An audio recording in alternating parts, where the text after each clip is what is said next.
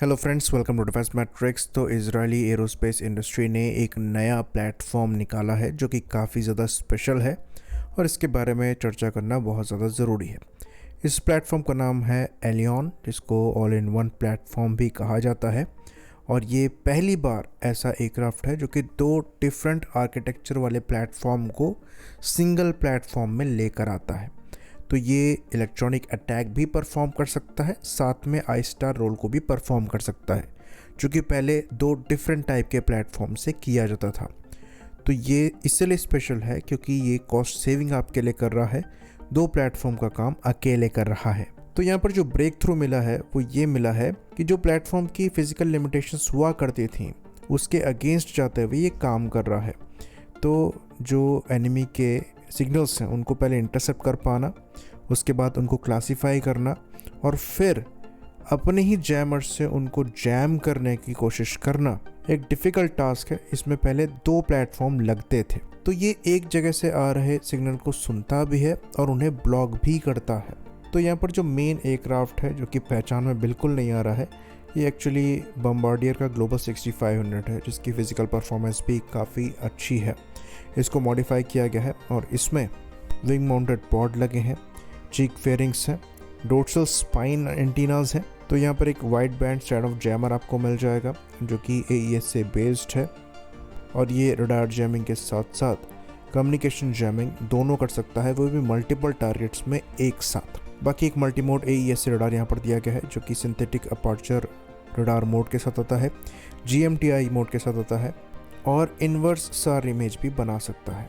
बाकी passive target identification और recognitions के लिए इलेक्ट्रो ऑप्टिकल पेलोड भी यहाँ पर दिया गया है। साथ में ये कॉमेंट एलेंट पॉड्स के साथ आता है और यहाँ पर AI और मशीन लर्निंग का इस्तेमाल करते हुए जो रॉ सेंसर डेटा आ रहा है उसको यूज़फुल इंफॉर्मेशन में कन्वर्ट करके डिस्प्ले किया जाता है, जिसके बाद जो डिसाइडेड एक्शंस हैं उनको भी यहाँ पर इम्प्लीमेंट करने में ये हेल्प करता है।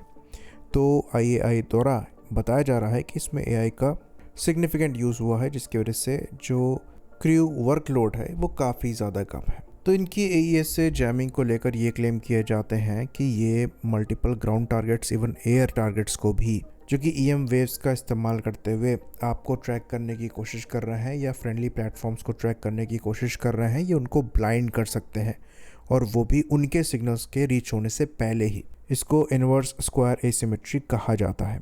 तो ये powerful jammer hundreds of kilometres के डिस्टेंस से ही टारगेट्स को जैम कर सकता है और ये बहुत ही इंपॉर्टेंट कैपेबिलिटी है। इस चीज़ को हम पहले भी डिस्कस कर चुके हैं। हमने बात करी थी सेल्फ प्रोटेक्शन जैमर की, जो कि LC-30 जैसा प्लेटफॉर्म कैरी कर रहा है, लेकिन जो ये जैमर्स हैं ये आपके स्कॉट जैमर का काम कर सकते हैं और एनिमी के एयर डिफेंस सिस्टम्स, एवैक्स और फाइटर प्लेटफॉर्म को साइमल्टेनियसली जैम कर सकते हैं। तो भले ही एनिमी द्वारा कितने भी लॉन्ग रेंज के वेपन्स को कैरी किया जा रहा हो, पर अगर टारगेट पर लॉक ही मेंटेन नहीं हो पाएगा तो इसका कोई फ़ायदा नहीं है। बाकी क्योंकि ये खुद भी एक आई स्टार प्लेटफॉर्म है, तो ये ग्राउंड में टारगेट्स को आइडेंटिफाई करते हुए उनको प्रिसाइजली जैम कर सकता है।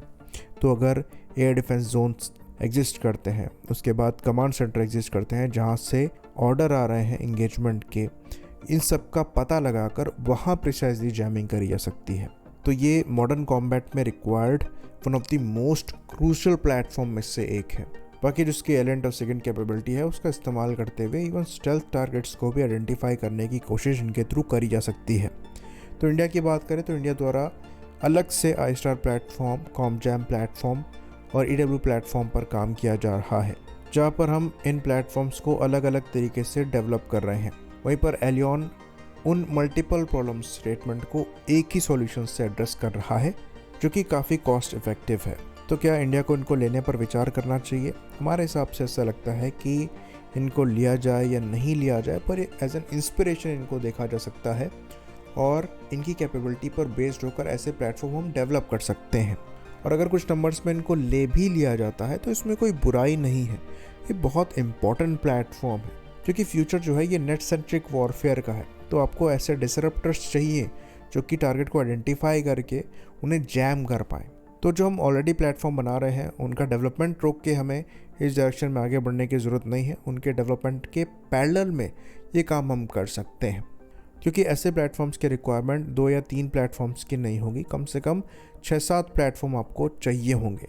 होपफुली इन प्लेटफॉर्म को अगर कंसिडर नहीं तो एज एन इंस्पिरेशन ज़रूर देखा जाए। आई होप इन्फॉर्मेशन यहाँ पर क्लियर रही हो। इसी बात पर इस वीडियो को हम ख़त्म करेंगे।